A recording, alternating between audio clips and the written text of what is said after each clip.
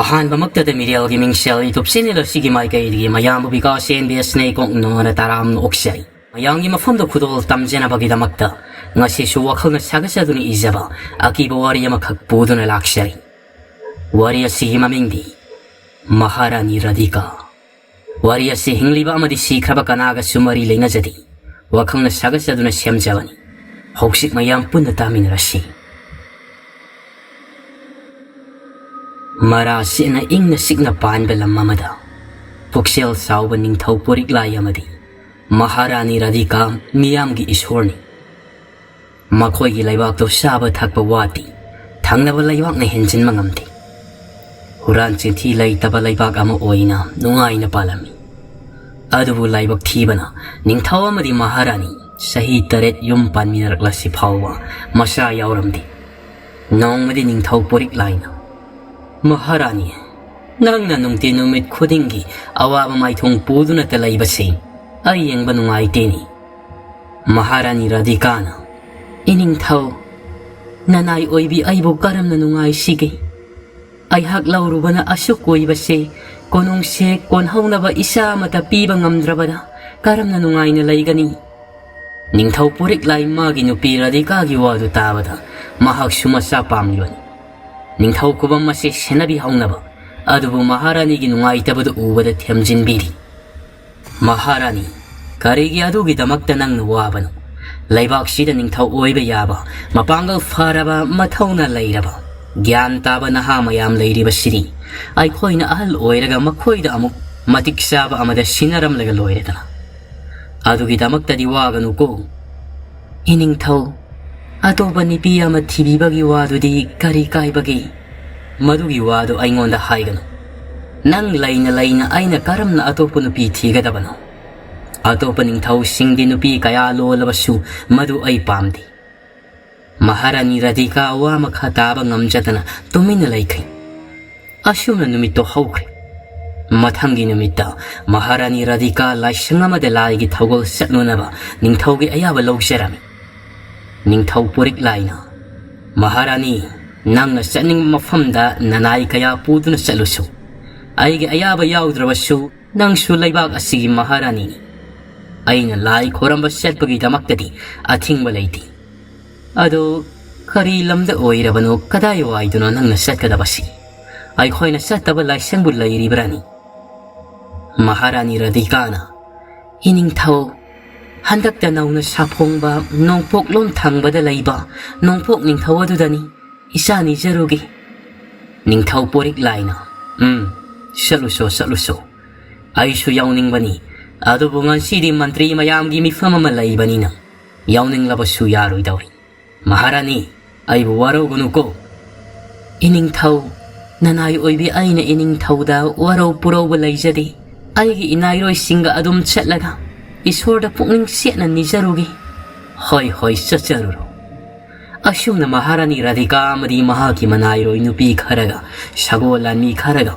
ꯅꯣꯡꯄꯣꯛ ꯅꯤꯡꯊꯧꯒꯤ ꯁꯪꯂꯦꯟꯗ ꯂꯥꯛꯂꯝꯃꯤ ꯃꯈꯣꯏꯅ ꯁꯨꯝ ꯂꯥꯛꯄꯗ ꯌꯥꯝꯅ ꯑꯍꯜ ꯑꯣꯏꯔꯕꯤ ꯅꯨꯄꯤ ꯑꯃ ꯆꯩꯁꯨ ꯄꯥꯏꯗꯨꯅ ꯆꯠꯂꯤꯕꯗꯣ ꯃꯍꯥꯔꯥꯅꯤ ꯔꯥꯙꯤꯀꯥꯅ ꯍꯦꯛ ꯎꯔꯨꯕꯗ ꯃꯄꯨꯛꯅꯤꯡꯗ ꯅꯨꯡꯉꯥꯏꯇꯕ ꯅꯨꯡꯁꯤꯕ ꯐꯥꯎꯔꯗꯨꯅ ꯁꯒꯣꯜ ꯒꯥꯔꯤꯗꯨ ꯈꯥꯝꯍꯜꯂꯒ ꯀꯨꯝꯊꯔꯛꯏ ꯑꯍꯜ ꯑꯣꯏꯔꯕꯤ ꯅꯨꯄꯤꯗꯣ ꯃꯥꯒꯤ ꯃꯅꯥꯛ ꯅꯛꯅ ꯁꯒꯣꯜ ꯒꯥꯔꯤ ꯈꯥꯝꯃꯛꯄꯗꯨꯗ ꯆꯠꯂꯤꯕꯗꯨ ꯂꯦꯞꯂꯒ ꯌꯦꯡꯉꯛꯏ ꯃꯍꯥꯔꯥꯅꯤ ꯔꯥꯙꯤꯀꯥꯅ 이벤부 까도옴다노 이솔기 상렌다라 아할 오이레비니 비두나 마니 마하라니 하이나 마하라니다 웃가다바 타오걸 우짤 마하라니 라디카 아할 오이레비니 비야도기 타오걸도 우바다 이벤 나쇼니 아이학나 아할 오이레비 이벤기 콩파이드노 고름자기 나쇼다 아파바 망골 비나비요도 마하라니기 와도 따바다 아할 오이레비니 비도 마하라니 나학디 미얌기 이소르곰 라비니 아이기 콩속 하이디 하이레가 콩팜 아니 오만도이 아두부 마하라니 라디카나 상실라가 아할 오이레비니 비두기 마콩도 빠유나 고름자람 아두가 하이리 이벤 나수디 이바수 이마수만 따나 까이나 기바나 이마 이바게 샤바수 방세락디 마코이드기 아파바 보르수 니바 낭자 하우드리 ngasi디 ibena ima ipa sakna thauchal bigodo afaba mangol pina biyodo ahal oirebe nipi aduna Maharani Radhika gi thogalona da ubada peladuna asumna hairei. Maharani afabada oijau nahakna nijage khalibado mapu mahakna lemnamak pinabibasu oisanu phangbamaksu oyuko. Ibena nangi pamliba boradasu pirabani haidna Maharani Radhika gi makoktoda nam thabirei. Maharani mahaksu harauna hogatlaga iben Isorgi sanglendi khara watli singsisu khara ngammi nasu ayhaka sagol gari sida satminasi gari kaibagini iben ahal oirebini piduna aidi sumkhongna chatsageda adumak Maharani hanbiramlo haiduna sasi yadri. Maharani Radhika ahal oirebini piyaduna satminasi yadrabada makhoi adum sagol gari kakhatlaga isorgi sanglen tamna lai.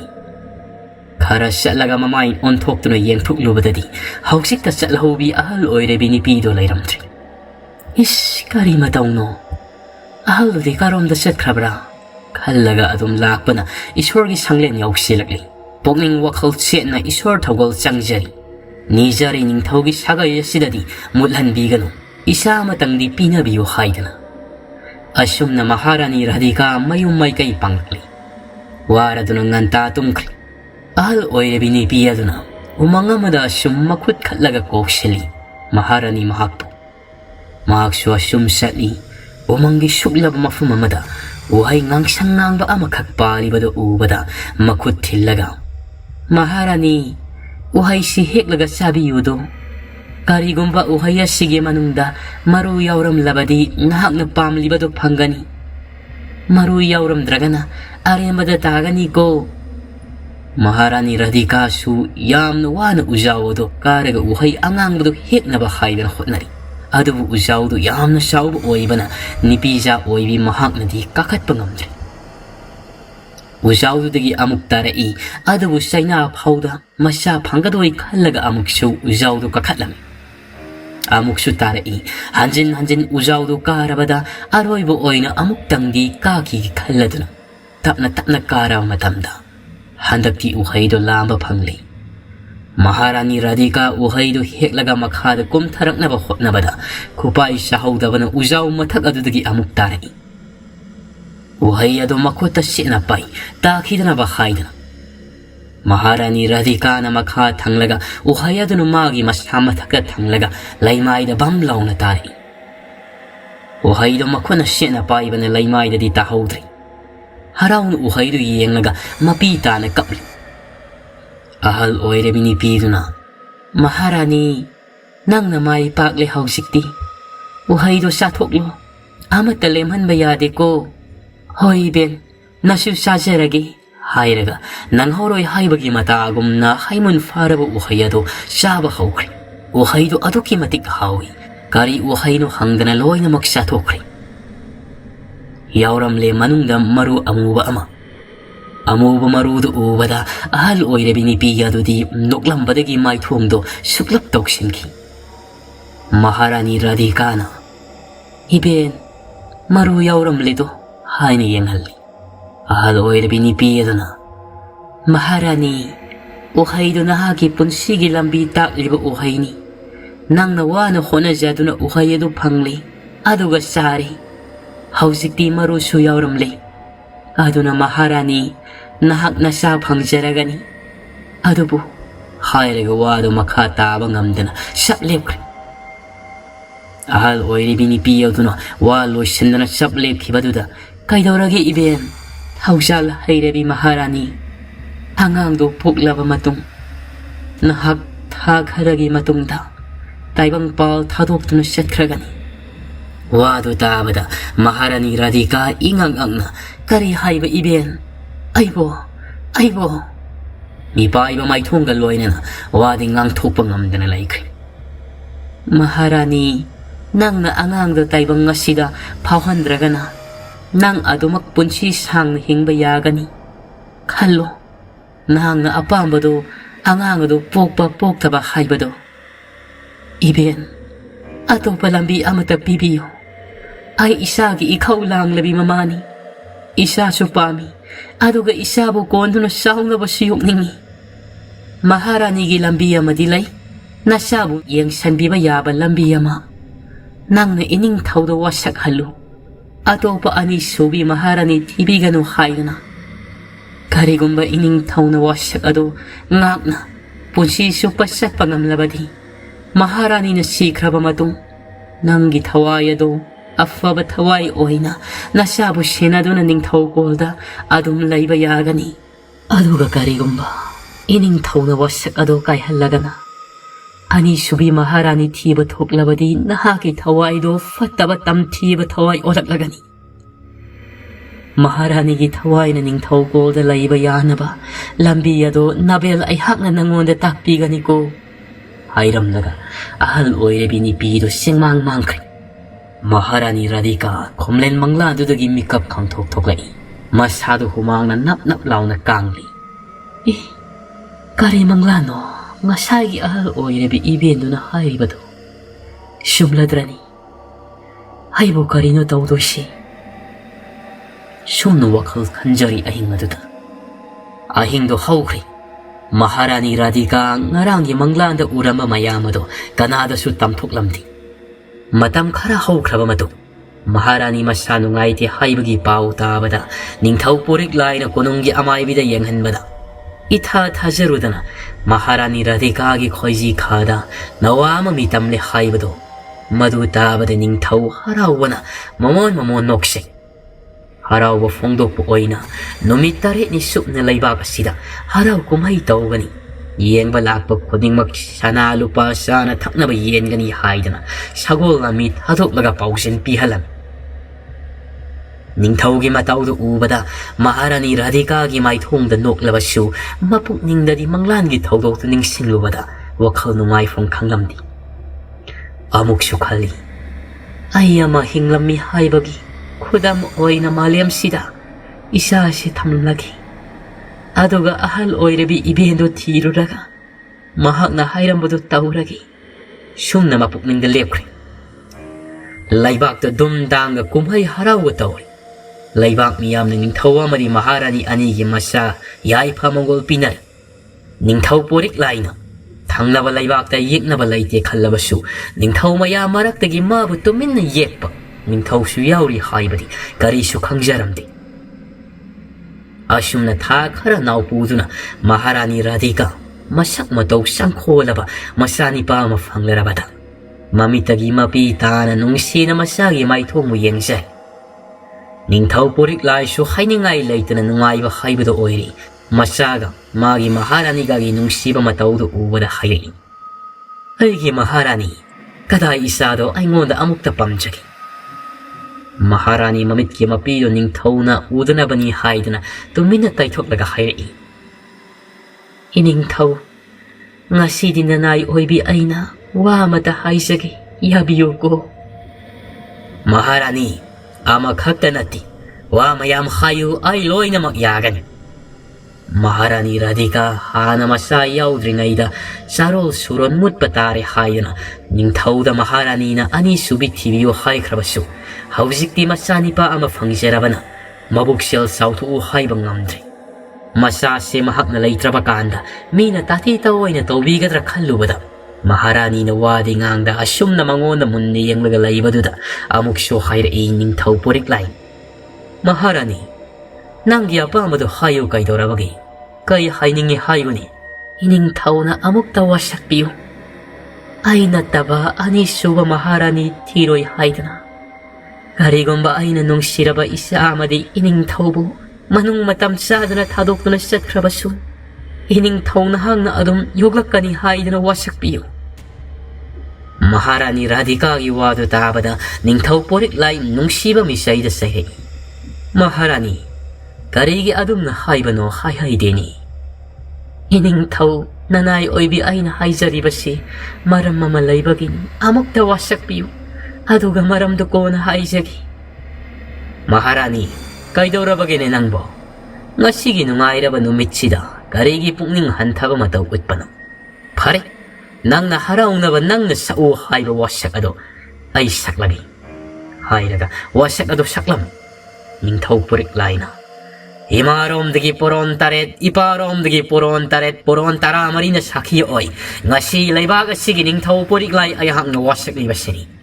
Aigi Maharani Radhika nataba ningthau ko la sida kanabusu aigi oi thangbada ngalan na Maharani oi na lausin kharoi. Wasak tatabada Maharani Radhika di pirang marakta mai thong do momon minok tamli. Mathamoy do pela do no hayaklam. Ining thau nanay oi bi ayhak penjari. Ining thau gi wasak tatabada thamoy si pele.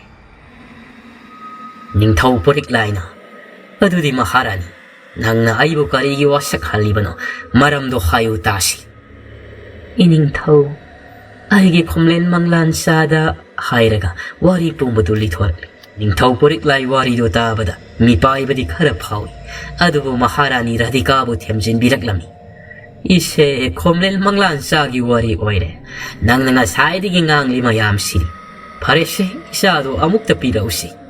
Maharani Radhika masado onsilaga imagi sa thoiba nahaki koloi minglendi nama aina irik ngamba haina tholabani nangi panthauna nangbu pangge haibase se mikap thoklo panthauda amuk pamhallo se hairaga masabu nungsina ning thauda sinabiraklam masabu thamoi pena yengjaraga Nama Maharani na nahaki koloi minglendi irik ngamba haidana mingtholi. Napa ningthau ayhak nasu pamjaba haibada thokli. Ipagi irik ngamba. Nangdi mithoi mihenbo oira uko. Ningthau pum namaki ningthau oira u. Haidana masabu nungsina kolaga haisari. Laibak pungjau tinduna masai bango irik ngambabu praja miyam na okli. Numit kayani kumay haraw su pangthoklam. Asyum na numit karani haukri. Nongmadi Maharani Radhika gi khomnen manglan sada uri ahal oirabini pido. Iben nasu ayhak pukaramna aigi isa irik ngambasibu shena jaba yengsin jaba ngamgani tapiyudo. Tung onthok tuna lip libi ahal oirabini piyado Maharani Radhika dam namamai onsilai. Matam dudadi hanubi manaton gi isang sangbi maya nakan anidagi hena panabi ama oine oyamli. Maharani Radhika hingsabi manbi hanubido ubada yoga ayaukri. Naha kanano karigi mafamashida laglibano aigi iben oiribadudi kadai satkri. Haiduna hangjari. Adubu hingsabi manbi hanubi aduna kakna noklaga. Maharani Radhika nangdi aigi langda thurabi apangbini. Nangi thawaidi aigi khubak nungda phasilaga thamkrabani. Aina minam lang thaklaga nangi khomlen manglan sada lagtuna nangi thawai bu satke thorangmani hairaga khangna no wafam do tabada Maharani Radhika di pakhat pana masado laita pam khangdri na kanano karigi aigi famda asumna nam thak tawbiri bano aigi thawai bu amukta thadok biu aibu maning tamhan biu aigi isaga hingjakhigi Haiduna hanjin lausay adubo ahal oirebini pi hingsabi manbiduna tabikidri. Hena tum karim nabiraga khari. Maharani Radhika nangna phasana hairabasu oithoklaroi wafamni. Nangi thawai mireldi nangna uhaidu sakhiba numitta thoraklabani. Anangdudi miremni. Aigi isana ningthau oihangani. Nangi ningthau poriklai ani subi Maharani do aina oigani hairaga akiba mawongda khangna suno Maharani Radhika kapanatana upai laiti adubu ningthau na wasak hibado khangning singlaktuna hairei iningthau na mahakpo aina thajai he hanubi saribi hingsabi nangi mitrang langda aina pangthakrabasu iningthau di kaidawnungda pangtharoi aduga Isagi damak ningthau ko na dugi damak ay pum namak ngakthokani. Aigi thawai na nang bumay tiba pigani. Wado tabada al oirabini pi saribi hingsabi do wakal karadi khali. Maramdi maang na mitrang tauraga miyoy amagi thawai bulang thaklaga pharabadi. Mahaki mitrang di saktiya se swai mangki gadoini. Maharani Radhika gi Hakchang da mahak ni Hakchang laga saklo namalaw kibadaloy. Mahaki mitrang na do. Aduna Maharani Radhika na hairibado da siyang na magi thawai na amuk halaklabadi kamdawgani khali. Sum khalubada mahak amuksu pakatpe henjilakpana walan ngangdana Maharani Radhika gi manakta sangsilaga magi thawairu khangsa satkre. Maharani Radhika gi yanungdagi amu maiku oina paithora I thawaido. Ningamda wana sakna lau khongduna yanungdagi amu maiku wado hingsabi manbi hanubi aduna singthorak labada. Malang onduna malang lakta tinkre. Maharani Radhika manglandudagi magi thawaidu satkrabada taibangdadi sor honba lepkre. Ahingdo haukre. Maharani Radhika hogolaktre tabada ningthau purik lai magi Maharani gi laifamda matomda khongthang launa thangduna selai. Manairoi mayamna matungda iningthau haiduna tanarakli. Radhika gi thawai yaudraba Hakchangdu hiptuna lairibadu ubada ningthau sensinduna Radhika haiduna konuna kapchari. Apipa masyadasu Maharani gi manairoi bi laizilluna pam. Ningthau purik lai masyada amuk yeng Maharani da amuk yeng kapngang tawrai.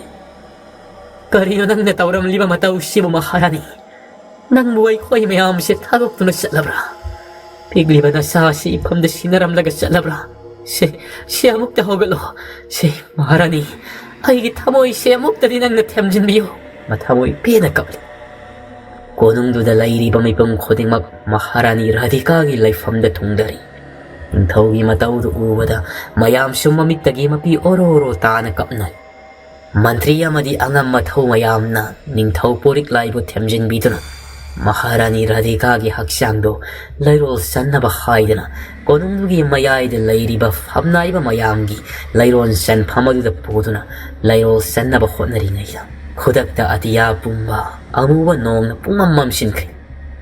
Mayamdo kari matawno haidana atiya thakta mamai singloina mag emkhatnai. Mikuk kharagi matungda nonglai nungsit yauba akan manong haitharakli.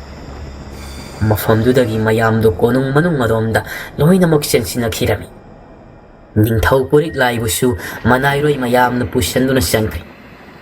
Ningthau purik lai magi nupibu kausari. Maharani Radhika. Karino nga si tauriba mataw si kari kudamno. Nang na ingo na piramliba si karino. Ay na lao na tingtarin nong lagtuda. Mafamdo. Amu may kugum laba kiraba pibam sawong kayamasu nungsip maraktuda uru layraga pairi yauri miyam pumba kari mataw no haidana simon sungang naram akan manong lay nungsit yaw manong nalipalayta na surabada Maharani Radhika gi layrol sanbado matam sana san mangam kidri konong manong dagi kanasu mapalda thokat pangamdri Thoki thorang luraba khoding mag Nungsitna Humduna khong thang mangamti. Maikay amada Adomgi na satkibana miyam sukinari. Mapada Maharani Radhika gi Hakchangdo kangawda na mamit sat pangthoraki. Asiba Maharani Radhika gi Hakchangdo mafalda lairibado kangawda na mamit sat pangthoraki. Pangthorak liba mamit adusu ngawrok ngawi. Sab yung na atiya thaktigen khatlaga ngayhak lairi. Madudagi fuk haugatlaga nungsit marakta mahagsu paay na tao doon na satkre. Kanasu uhawdi atiya pumba amuwa nongta na kupana pumamam iningthaw goldo. Numit nini liyap na akan manong mado taramlaga sab liyap kirami. Atiya pumba do sujara sarangan thorakli. Konong manong maduda miyamwa na lainarabasingdo mapaladom na mari sentok na ray. Aduga Maharani Radhika gi Hakchang na lairiba mafum maduda mahay sensin narakang matamdadi. Humanong duda Hakchang do yauramdri. Miyam mi pairi. Ningthau purik laisu kari mataw no khairamlaga wakhal mangkirami. Miyam na thajanaki Maharani Radhika gi Hakchang do nungsina sen kibadagi mafam khangdana mangkibani haida. Matam kharagi matungda ningthau purik lai laibaki thaudang tawgadaba mathaw kawkhibagumna tawri. Apikwa masa irik ngambabu yengduna kapsabatana mathaudang oiram. Ningthau gi mataw yengba ngamdrabada mantri mandon angam mathaw mayam na ningthau thiemli. Iningthau naitom taba nama watpa ningthau na som Maharani gi pham hanghalaga lairabadi. Laibak si noma gi soitharakpa nattana karisu oirakloi.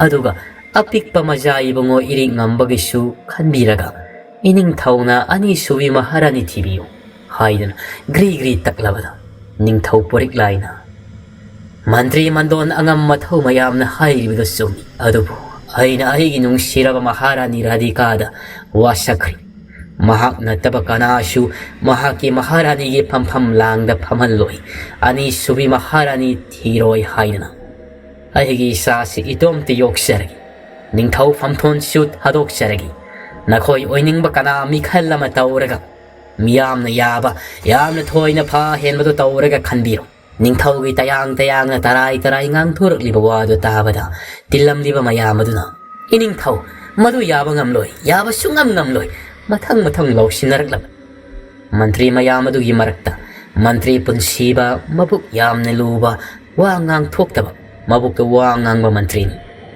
madi ning thau khubam si pam libani adu bu haidok padi yaba nattabanina tumin adu mayam gi warol singdo taraga leiramban mantri punsibana Mayam, ayha karigumba amata haijagi. Masibu tabiyo. Ining thau na yabirabadi, mayam na yabirabadi, masine hena aikhoi laibak asigi yai faba oigani khanjaido. Mayam tasi, gyan laiba mantri punsiba na hairakadabasi, afaba oigani tasi, haibiyo angama mantri, haidna, mayam sulaw sinare. Mayam gi kholau tabada, ning thau porik laisum, hayu mantri punsiba, nang kari hainingba madu hayo mantri punsibana ining thau Maharani Radhika laiki retabada thangnaba lamgi ning thau luwa ngambana mahaki masali bi ma malikabu ining thau gi ani subi Maharani ohenduna hanadagi amuke hena laibak ani se mari se na ba haijara ido nanai oiba ai hang na matam sabada paudamge haidin ngai jarakpanido mayam tumin lainai maramdi thangnaba laibaki ning thau luwa ngamba hairiba ning thau wasi tawge da ngambani makhoi ning thau gi asonba tanja ngairakliba ning thau ni haiba su khangliban makhoi ga aseta mari laina hobana phagani khalladuna ning thau na kari hairak pa haidana ngainari ning thau purik laina karino mantri punsiba nang hairiba do ai amuk hanna ani subi Maharani thikhraroi hairaga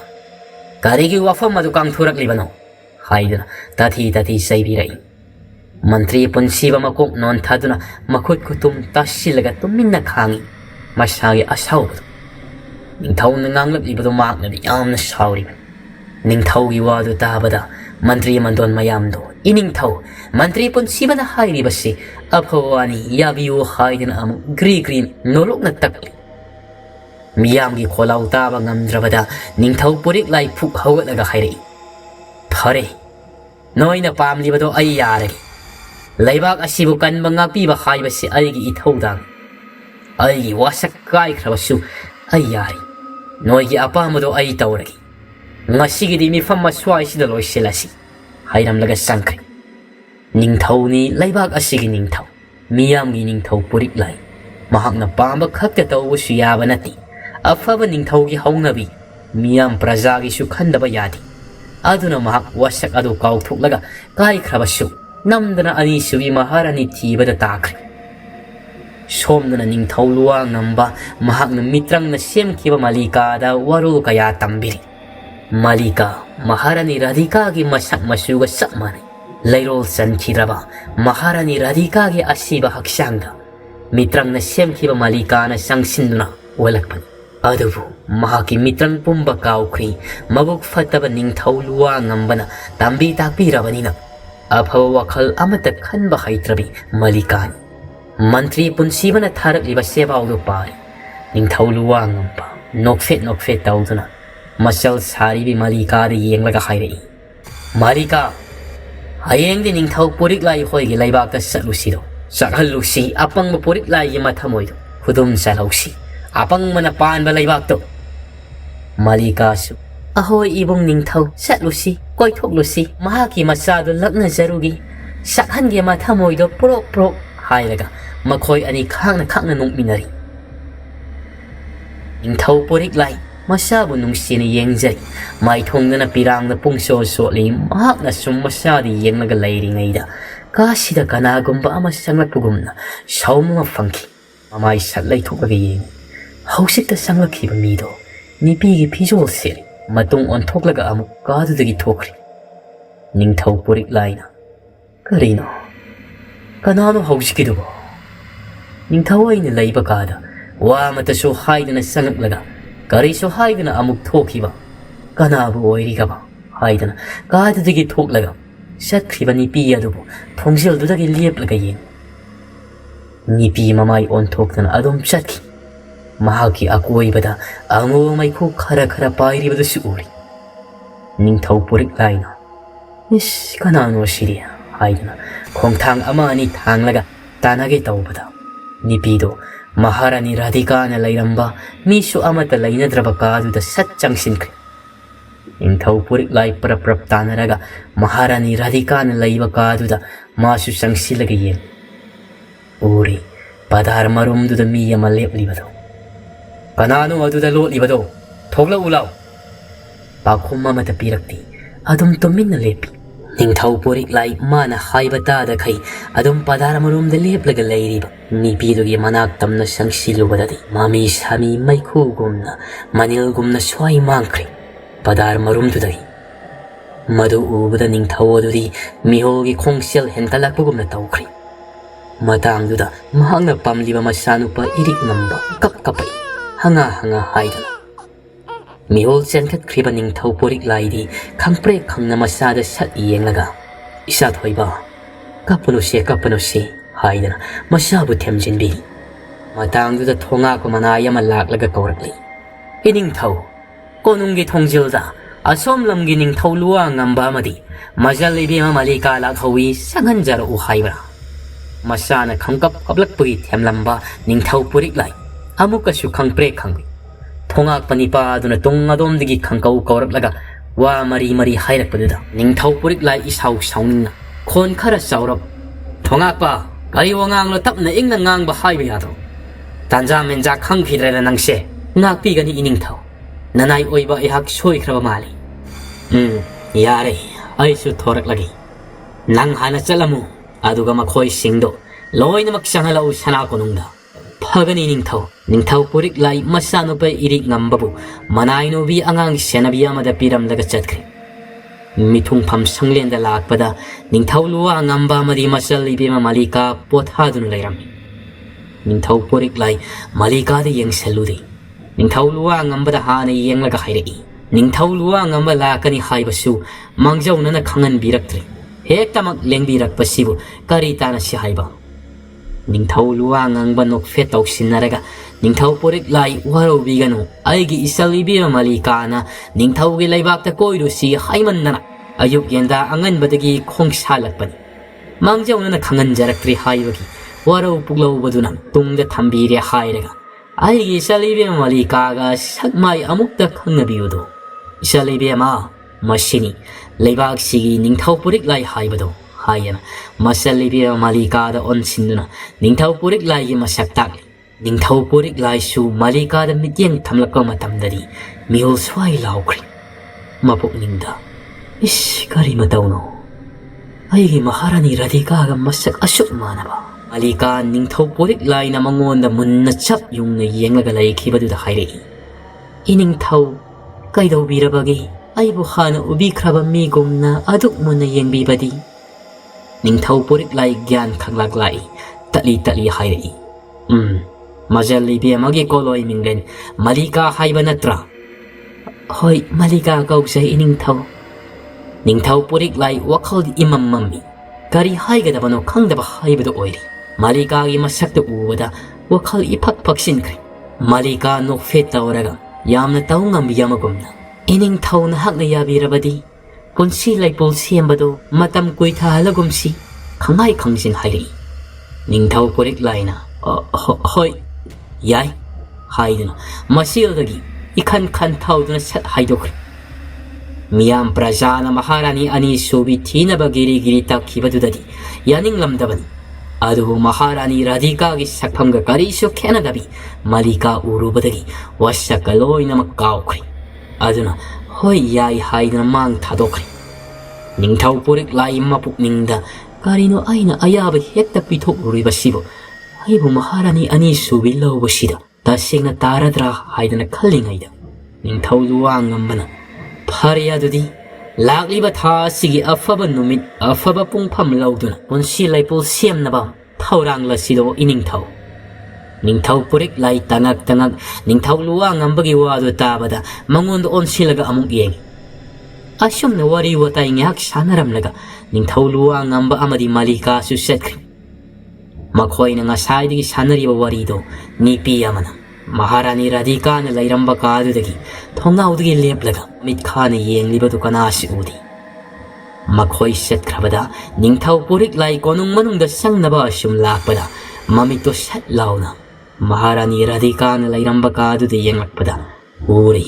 thongaudagi nipi amana mangonda mamitkana yengamlibadu swai laukri tu singdo chap yung makutna mathabakta pairaga mihol songlibado phatharaga amuk yenglubadadi kanashu amuk leiramdri iskari matauno ngasi sibu ayo kononggi maija utanabana phadoi jala khanna sum Maharani Radhika gi kaadu tamnalai thongdo mapaldagi sena adumak lonchilibado ubada tapna hangdogi matamduda Radhika ni hiblamba phamung makhada Karigomba makhat chatchangsin kibudu uhawal.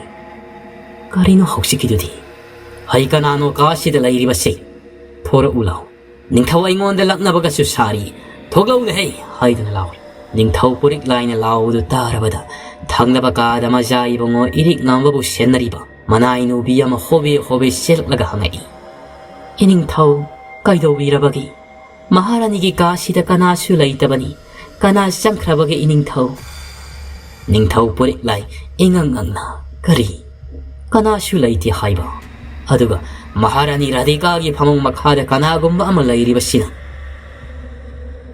iningthau mapaldagi thonglon bani kanano phamung makhada lai haibiribadubo konunggi thabak subigi masa sing purakhibani angang singna khangdabagi sangbo oiramasu yai nanai ai yengjagi hairaga manai loibido sangsilaga Radhika gi phamung makhada satkun tharaga yenglubadadi kanashu lairamde iningthau sidadi kanashu laite matangduda kadugi manung adomda Maharani Radhika gi mafi hongdokpham aki amau kaya thampham kaduda awangmo mafamdagi pot ama thadarakpugumna tarakpagi ahobo makhol ama tarakpaduda ningthau purik lai amadi manaino biadusu khangpre khangnalaw ningthau purik lai makhwangde yepliba thangdo satoklaga makona sena pairi hairaga kaadu tamna khongthang tapna thangduna setpahaw manainu biyaduna iningthau ai hana sangjage ai yengjerogi iningthau mafam sida lengduna laibiramo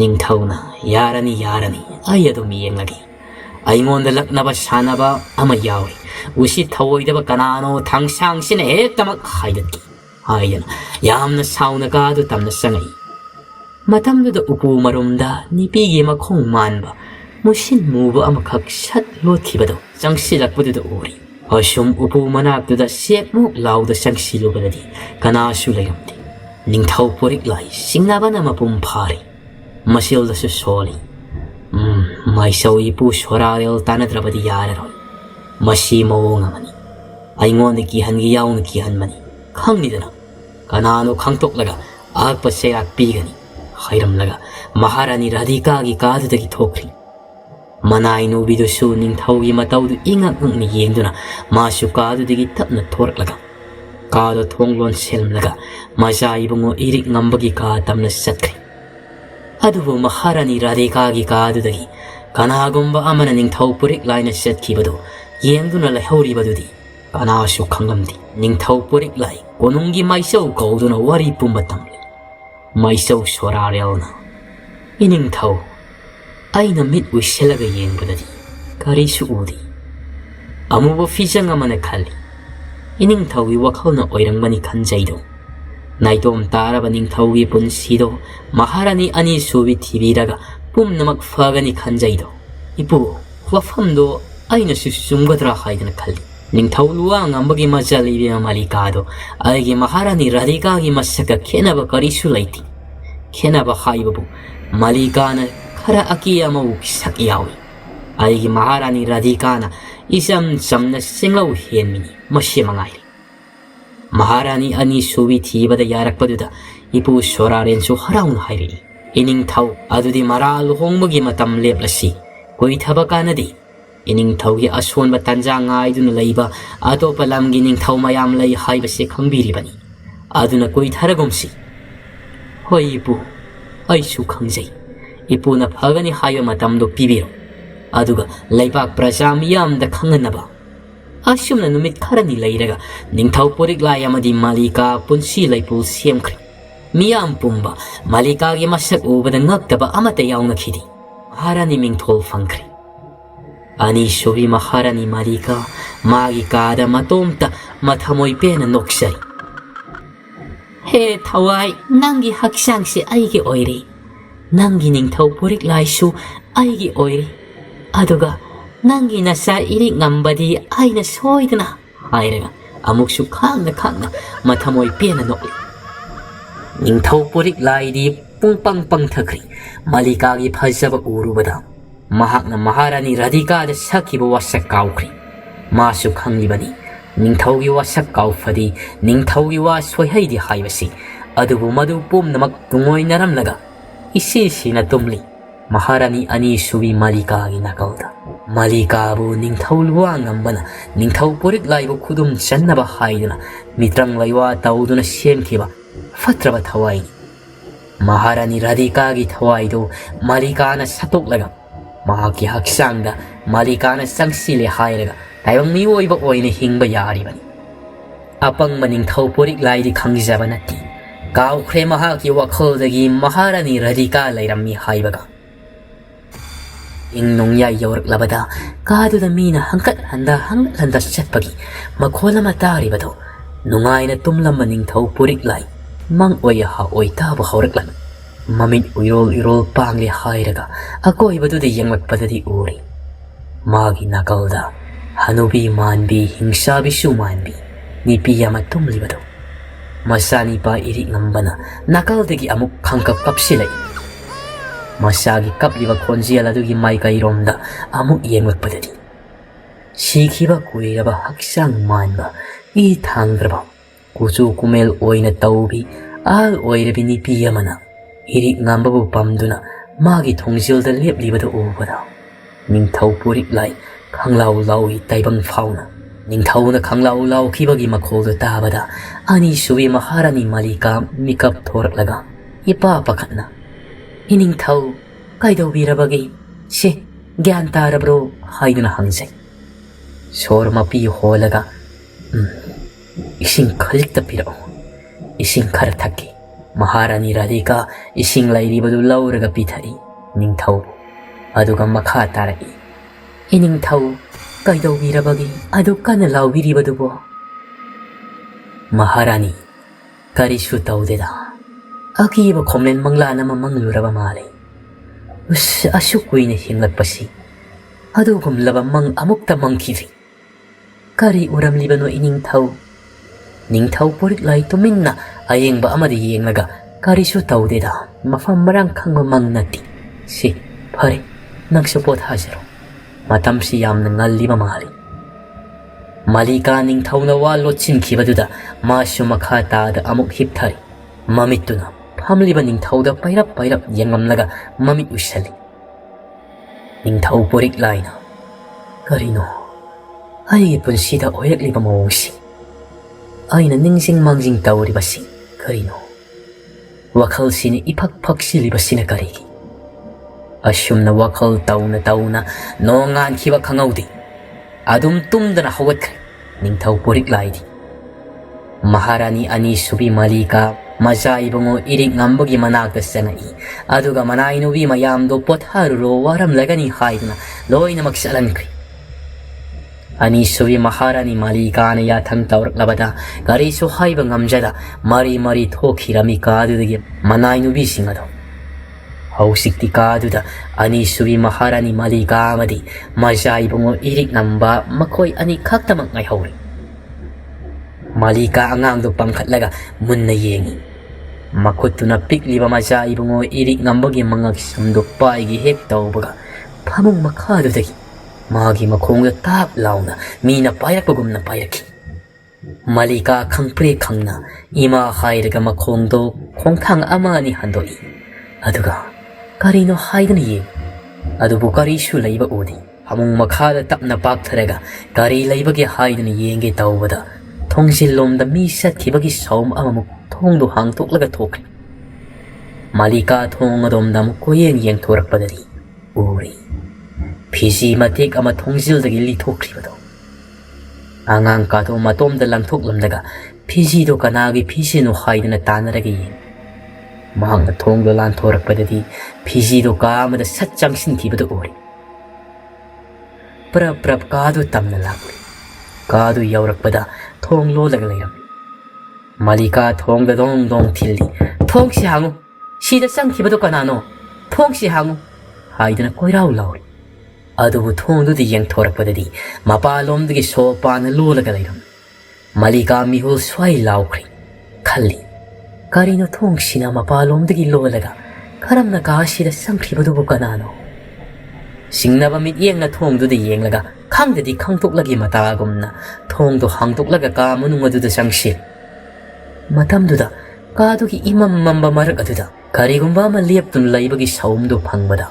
Malikana kanano kaashida lairibasi Maharani Radhika haidana khangkau kawi wakhal oirudabadagi. Matamduda Maharani Radhika do ahal oirabi nipi amagi khonjelda pena nokli. Ibin Malika nang aibon ningsing libra haidana hangai. Malikari pungakakri karamna mahakna mitrangi hanubido olaga amuk saponglaklibano khanbada. Tasyengnadi ahal oirabi nipido taibang miyoibani. Ningthau luwa ngambana mitrang laywa tauraga pharaga ahal oirabi mahaki Hakchangda Malika kaubi thawaido hapsinkhibani ahanba. Aduna manglangi ipaktudagi thawai Malikana thokhibadagi ahal oirabi nipidugi Hakchangdudi adum laihaukhibani. Matamduda Radhikagi thawain amuk sangsilaga manglangi ipaktudagi nanthokhaubani. Maharani Radhikana Nangi natong aisu ilakhibani. Nangna aigi Hakchangda sangkhrabasu aisu nangi ahal oirabi nipi asigi Hakchangda sangsinbani. Mahangna aibu lambi takpirakpani. Nang haujikti senpham leitre hakna khang nokli wai kya si hairaga. Malika kaadudagi thokhinaba makhongdo tapna matung hange tawbaga thongdo sugam launa lonsinkri mapala domdagi. Malika thongdo hangto haiduna thilli. Mahaki mitrang adudi miyamagi thawai satkrabadi loirabani. Aduna haujikti Maharani Radhikagi Hakchangda sanglabasu mitrang laywa karimata haitrab misani. Maharani Radhikana magi manainubi laisilugi manglan kuding setlaga wari pumba paudam jabadagi. Laisilu na konungi maisaw ipu soraren ga tanaraga Malikabu Maharani ani subi oin luhong halaga thawai anido amuk onthok nabalang thakliban. Malika upay laiti Maharani Radhika domda amuk onsilaga hairi. Nangdi thawai ni aina nangi Hakchang laurabani. Nangna aingonda karisu tawba ngamloy. Maharani Radhika khangna noklaga aina tawba ngambado khangan batare ngasidi. Nangsu thawai oiramlibani. Nangni hena khanglam lagani hairaga mafamdo amu maiku kayana zara paisilaklam thongnaw romdagi su kaduda kanamta karimata unadri mamga mammani amu maiku aduna mafam khuding santorakpani. Malika akiba na masado thakthangni fatabadi mahakna hana tawkhibani mina amuk lamal singlakpana kiba heli haibadani. Malikana aibu thadu ai satki haidana koirau lauringaida magi makhongda tap launa pairaga kang khama khadomda soro singsinkri. Malikagi masilda sulawba ngamdanaba makut namana mensinkri. Kaduda saudaba kiraba khonjel kayana kapalauba tawribado Malikadi thak nikpa makhai khangli. Somduna maisaw ipu sorarena maigi pusa tawri. Mairi manungda ningthau luwa ngambana mitrang tawduna faraga sanakhiba thawai kaya kapli lauri khongli. Maharani Radhikagi mayadudagi amu maiku kayasu kamthoragli Malikagi mayadusu haktukle hairaga naurunaba maiku kayasu thoraklami ani adu tinsan halli thawai ani do kanna muknari onthoknaba kanna lanchuknari maisau ipu sorare na ngamdana malikagi thawai do hanagi ahal oirebi nipidugi masada amuk hanchan hankri Maharani Radhika gi Hakchang dana Radhika amuk hanjilakpada gyan manglaga wanthakri Kadugi matakta asauba aho makhula mahutkri aho badudagi amu maikuna uru unglaga paikhalakli Malika gi thawai mirel ahal da sanglabado uru ungduna singsankri Malika Maharani Radhika gi makhongda pairaga kanna yanmani Maharani su purhagi haibagi matagumna Gyan mangliba Maharani Radhika do asum singkhibana makhongi sarukta loina maksingsinkri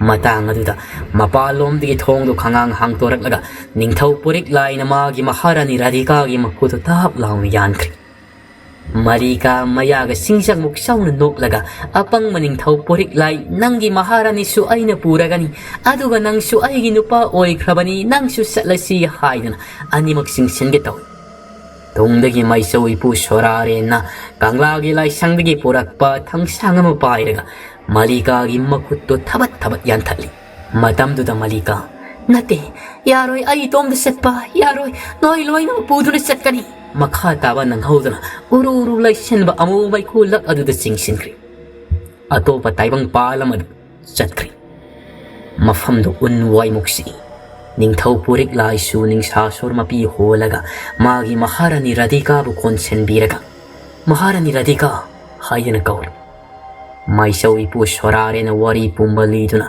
ningthau purik lai bu su gyan pahalabani Maharani Radhika di gyan lakri phamung thakta yataraga adum lairi amambagi taibangda umangamada Malika na Maharani Radhika bu makhut paiduna puri Maharani Radhika na Aibu thadu nangdi setkrabani aibu thadu nangdi fataba thawai mirelni aibu thadu haiduna hanjin lawi mafamadu thawai mirelna pik thali akiba saklon ngakta uri thawai mayamduna amat oina punsilaga Maharani Radhika gi mayada paisilakpada asingba taibangda Maharani Radhika mikap khangthok thoklai